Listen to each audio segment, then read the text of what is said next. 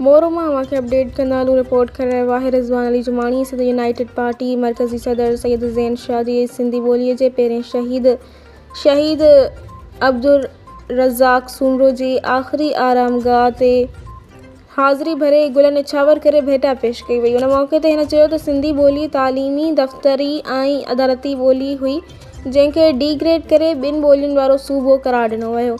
उन वक़्त साईं GM सैयद अमीरन समूरन मुहबत वतन इन अमल खे मुल्क जे नफ़े सम्झो ऐं मुखालिफ़त कई। अॼु शहादत जो ॾींहुं आहे जंहिंखे सुर्ख़ सलाम पेश कयूं था। पंहिंजी ॿोली जी बका बहितरी ऐं सिंध जी क़ौमी ॿोलीअ ऐं मुल्क में क़ौमी ॿोली करार ॾिनो वियो ऐं उन जी अदालती ऐं इंतिज़ामी बि हैसियत हुजणु घुरिजे। हिन चयो त मोरो जी तहरीक ॿीहर शुरू कई वेंदी ऐं मुतासिरनि खे इंसाफ़ ॾियारियो वेंदो। उन मौक़े ते मरकज़ी अॻवान मोहम्मद रमज़ान बुरड़ो, असलम कोरेजो, यासीन सूमरो, अब्दुल रज़ाक डाहरी, अमीर ॾेपर, सरफराज़ खोखर ऐं ॿिया पार्टी अॻवान ऐं कारकुन मौजूदु हुआ।